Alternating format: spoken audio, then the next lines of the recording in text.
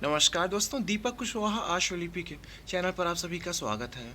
और आज के इस वीडियो में बात करूंगा बिहार कर्मचारी चयन आयोग के तहत बिहार सचिवालय और ये मंत्रिमंडल सचिवालय में आशुलिपिक और ये अनुदेशक, जो कि एक आशुलिपिक का ही पद है, इनके भर्ती के विज्ञापन के बारे में।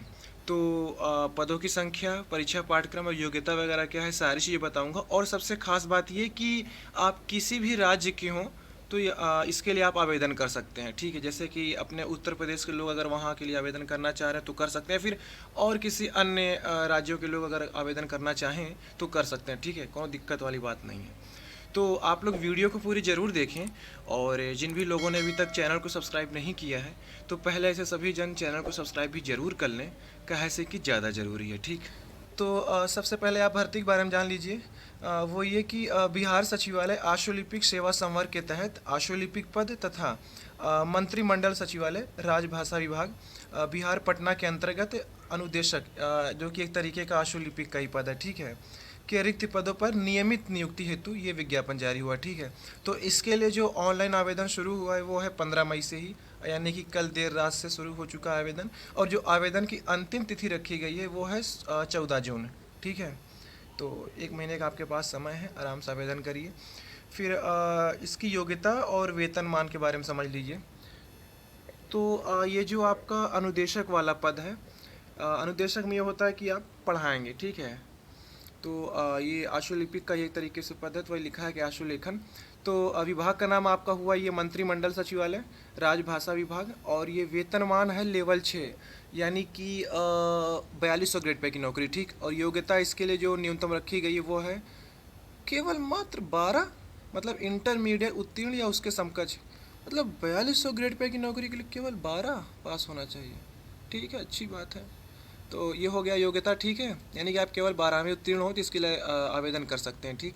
अब देखिए इसके लिए हिंदी आशुलिपि का क्या ज्ञान होना चाहिए। इसमें यह है कि आशुलेखन की गति 80 शब्द प्रति मिनट तथा हिंदी कंप्यूटर टाइपिंग की गति 30 शब्द प्रति मिनट तथा अंग्रेजी कंप्यूटर टाइपिंग की गति 35 शब्द प्रति मिनट की होनी चाहिए। ये सब अनिवार्य है, ठीक है। हिंदी और अंग्रेजी दोनों टंकण परीक्षा आपकी होगी।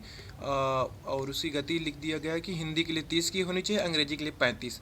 अच्छा, हिंदी कम काहे रहती है, अंग्रेजी ज़्यादा काहे रहती है? काहे से अंग्रेजी में देखिए कोनो आंतरा मात्रा होती नहीं है, बस पीटम पीट मचाए रही है। हिंदी मात्रा लगाना होता है, साला अर्ध विराम, पूर्ण विराम, आधा करना, पूरा करना, फलाना ढिमाका। तो इसीलिए हिंदी का कम मांगते हैं, अंग्रेजी का ज़्यादा मांगते हैं, ठीक है। ये सारी चीज़ें हो गई। पदों की संख्या जान लीजिए, कुल 7 पद है। बाकी 35% क्षैतिज आरक्षण रखे हैं महिलाओं हेतु, तो वो 3 पद वो कुछ हो गया, ठीक है। तो इस तरीके कुल हो गया। तो ये तो बात हो गया आपका ये अनुदेशक का। तो इसके लिए गिने चुने क्या हर कोई भर सकता है, कोई दिक्कत नहीं। लेकिन अभी इसमें एक और प्रमाण पत्र मांगेंगे, वो भी आपको आगे बता रहा हूँ, ठीक है। अब बात आते हैं आशुलिपिक पद की। तो इसके लिए यही है कि समान प्रशासन विभाग इसका होगा। ये लेवल 4, यानी कि 2400 ग्रेड पे की नौकरी, ठीक। इसके लिए भी वही योग्यता है, 12वीं उत्तीर्ण, ठीक। और इसके लिए लिखा है कि आशुलेखन एवं कंप्यूटर टंकण, कंप्यूटर के बेसिक वर्ड से प्रोग्रामिंग का ज्ञान, ये सारी चीज़ें होनी चाहिए। बाकी जैसे उपरोक्त है ना उसके लिए अनुदेशक पद के लिए, तो ऐसा इस पर भी लागू होगा, ठीक है। यहाँ पदों की संख्या कुल 225 है और इसमें भी वही 35% क्षैतिज आरक्षण महिलाओं के लिए आरक्षित है, ठीक है। तो वो कुल 28 पद हो गया। तो इस तरीके करके कुल ये 232 पद है, जिनमें से 31 पद महिलाओं के लिए आरक्षित है, ठीक। ये सारी चीज़ें हो गई। तो अच्छा, अब देखिए इसके लिए कौन कौन लोग आवेदन कर सकते हैं। आप किसी भी राज्य से हों, जैसे कि अपने उत्तर प्रदेश के लोग अगर आवेदन करना चाह रहे हैं तो बेझिझक आवेदन कर सकते हैं, ठीक है। बशर्ते एक शर्त ये रखी गई है कि आप वहाँ अनारक्षित श्रेणी में आएंगे। जैसे कि अभी आप यहाँ ये अन्य पिछड़ा वर्ग के तहत आते हैं, फिर अनुसूचित जाति, अनुसूचित जनजाति। तो आप किसी दूसरे राज्य में, ठीक है, यहाँ के लिए अगर आप आवेदन करते हैं तो आप वहाँ अनारक्षित में आएंगे, अनारक्षित श्रेणी में, ठीक है। ये केवल इसी भर्ती के लिए नहीं है, पूरे भारत में केवल केंद्र सरकार की नौकरियों को छोड़ करके बाकी अगर किसी भी राज्य से भर्ती आए तो उस राज्य के जो मूल निवासी होंगे केवल वहीं के लिए वो आरक्षण के लाभकारी होंगे, ठीक है। बाकी अगर आप किसी दूसरे राज्य के होकर के आवेदन करेंगे किसी दूसरे राज्य में तो आपको वहाँ आरक्षण नहीं मिलेगा, आप वहाँ वो सामान्य वर्ग के तहत आएंगे, ठीक है। तो वही कहानी है। तो इतना तो आप समझते हैं ये सब चीज़। खैर, योग्यता वही है, 12वीं उत्तीर्ण है। फिर देखिए लिखा है जो वो अनुदेशक वाला पद था, लिखा है कि आशुलिपिक अनुदेशक आशुलेखन पद हेतु मौलवी प्रमाण पत्र, ये कौन प्रमाण पत्र है यार? ITI 2 वर्षीय पाठ्यक्रम जिसका प्रमाण पत्र NCVT SCVT द्वारा निर्गत एवं पॉलिटेक्निक 3 वर्षीय अभियंत्रण डिप्लोमा को इंटरमीडिएट के समक्ष माना जाएगा। तो ये समकक्षता वाला जो मामला है ना, उसके लिए दिया हुआ है कि ये समकक्ष माने जाएंगे, ठीक है। तो अपने हिसाब से आप देख लीजिएगा, ठीक है।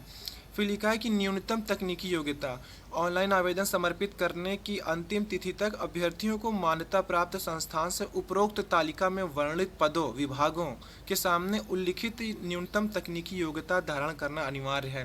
कहने का मतलब कि आवेदन की अंतिम तिथि तक, जैसा कि मैं अपनी हर वीडियो में आपको बताता हूँ, ये हर विभाग के लिए है, और चाहे कहीं की भी भर्ती हो, राज्य सरकार या फिर केंद्र सरकार, आवेदन की अंतिम तिथि तक आपके पास सारे प्रमाण पत्र होना चाहिए, ठीक है। उसके बाद का ये लोग मानते नहीं हैं, फिर बाद में वही छटनी करते निकाल देते हैं, कहते हैं कि आप लोग तो आवेदन के बाद आए हैं, ये योग्यता अर्जित किए हैं, तो वो नहीं मानते हैं। तो इसका आप लोग ध्यान रखिएगा, ठीक है। ये सारी चीज़ें हैं। और देखिए आरक्षण के बारे में दिया है कि जो वहाँ के मूल निवासी उनको आरक्षण मिलेगा, लेकिन बिहार राज्य के बाहर के निवासी अभ्यर्थी को आरक्षण का लाभ दे नहीं होगा, ठीक है। यहाँ साफ साफ आपको पता चल गया। तो एक बार आप लोग इसको थोड़ा पढ़ लीजिएगा। और क्या बताना है, दिव्यांग अभ्यर्थियों के लिए भी कुछ खास नियम है, उसको भी आप लोग अपना पढ़ लीजिएगा। और आयु सीमा समझ लीजिए, इसके लिए कम से कम जो आपकी आयु होनी चाहिए वो 18 वर्ष, ठीक है। तो ये हो गया। और अनारक्षित वर्ग पुरुषों के लिए लिखा है कि अधिकतम, ठीक है, 37 वर्ष, महिलाओं के लिए 40 वर्ष, और ये पिछड़ा वर्ग और अनुसूचित जाति अनुसूचित जनजाति के लिए 40 और 42 वर्ष। ये केवल उनके लिए है जो वहाँ के मूल निवासी हैं, ठीक है।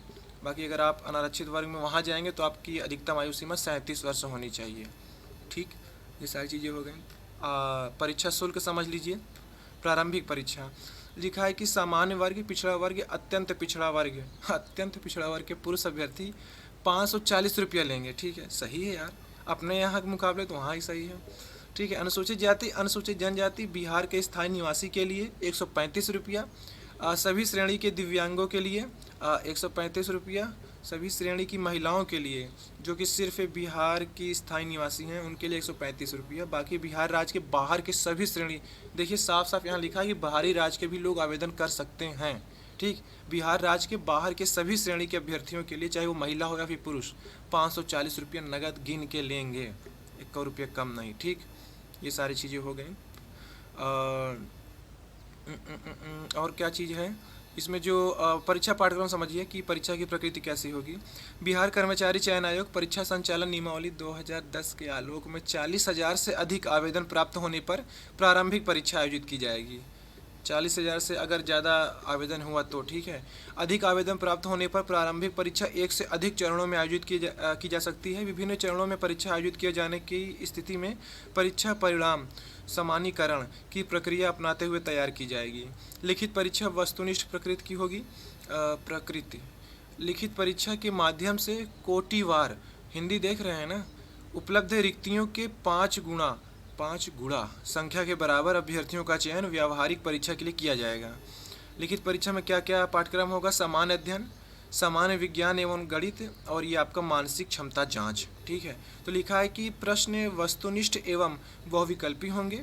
कुल प्रश्नों की संख्या 150 होगी। प्रत्येक सही उत्तर के लिए 4 अंक दिए जाएंगे। प्रत्येक गलत उत्तर के लिए 1 अंकों की कटौती की जाएगी। परीक्षा की अवधि 2 घंटा 15 मिनट की होगी। प्रारंभिक परीक्षा में भाषा का माध्यम हिंदी तथा अंग्रेजी होगा।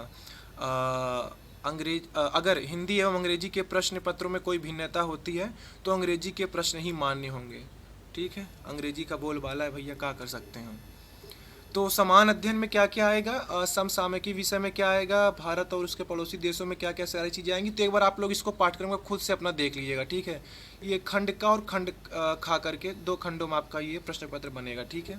तो एक बार आप लोग देख लीजिएगा, क्योंकि ये सारी चीज़ें बताऊंगा तो वीडियो बहुत लंबी हो जाएगी, ठीक। फिर है व्यावहारिक जांच परीक्षा। इसमें यही है कि आपका वो हिंदी आशुलेखन वाली, हिंदी श्रुति लेख की 80 शब्द प्रति मिनट गति से 4 मिनट तक लेखापन द्वारा जांच की जाएगी। हिंदी देखे रहिएगा, बड़ी तगड़ी छपी है विज्ञापन, ठीक है। लेखापन प्रारंभ करने के पूर्व 1 मिनट का लेखापन जांच, जिसे डिक्टेशन लेख कहते हैं, दिया जाएगा। श्रुति लेख टंकित करने हेतु 20 मिनट का समय दिया जाएगा। इसके अतिरिक्त उम्मीदवारों को टंकण आरंभ करने से पूर्व 2 मिनट का समय शुद्धि हेतु दिया जाएगा। मतलब 2 मिनट का समय देंगे आप, उसको अपना ठीक ठाक कर लीजिए, जो भी करना हो, ठीक है, उसको खुद से पढ़ लीजिए, कहीं गड़बड़ी हो तो उसको सुधार लीजिए। तो ये सारी चीज़ें, ठीक है। 10% से अधिक गलतियां नहीं होनी चाहिए, अन्यथा उन्हें अयोग्य करार दिया जाएगा। फिर लिखा है कि श्रुति लेख के अतिरिक्त उम्मीदवारों को हिंदी में 30 शब्द प्रति मिनट गति से 300 शब्दों को 10 मिनट में कंप्यूटर पर टंकित करना होगा। इसमें उत्तीर्णता प्राप्त करने के लिए 1.5 यानी कि 1.5% से अधिक गलतियां नहीं होनी चाहिए, अन्यथा उन्हें अयोग्य करार दिया जाएगा, ठीक है। इसी तरीके अंग्रेजी वालों का भी लिखा है, तो उसको भी देख लीजिए। और कुछ शर्त भी रखे हैं कि सामान्य वर्ग वालों को 40% अंक लाना है, पिछड़ा वर्ग वालों के लिए 36.50, अत्यंत पिछड़ा वर्ग को 34, अनुसूचित जाति जनजाति को 32 और महिला संवर्ग में 32, ठीक है। तो ऐसे ऐसे करके हैं। तो 15 मई से आवेदन शुरू हो चुका है। आवेदन की अंतिम तिथि ये 14 जून है। तो एक बार आप लोग इसकी आधिकारिक वेबसाइट पर जाइए, कैसे आवेदन करना है, क्या कुछ है, तो आप लोग एक बार विज्ञापन अपने स्तर से भी पूरा पढ़ लिए तो चीज़ें ज़्यादा समझ में आएंगी, ठीक है। मैं नीचे ये डिस्क्रिप्शन बड़ा खतरनाक अंग्रेजी होती है, ठीक है, और कमेंट में मैं आपको ये इसका लिंक दे दे रहा हूँ वेबसाइट की, ठीक है। तो वहाँ से आप लोग जा करके इसका विज्ञापन डाउनलोड कर सकते हैं, या फिर ये मेरा टेलीग्राम ग्रुप है, चैनल जो भी कर लीजिए, @Deepak IAS PCS APS। अच्छा, IAS PCS लिखा है, इससे IAS और PCS से कोई लेना देना नहीं है, पर हाँ आपको सारी PDF यहाँ मिल जाया करेगी, ठीक है, तैयारी करने के लिए। आप चाहे किसी भी भर्ती की तैयारी करते हो तो आप टेलीग्राम ग्रुप से भी जुड़ सकते हैं, वहाँ आपको ये PDF मिल जाएगी भर्ती वाली, ठीक है। बाकी अगर आपको कुछ पूछना भी रहा करे तो आप टेलीग्राम से जुड़ करके बात कर सकते हैं, ठीक है। तो ठीक है, आज के इस वीडियो में बस इतना ही था। पूरा वीडियो देखने के लिए धन्यवाद। जय बजरंगबली।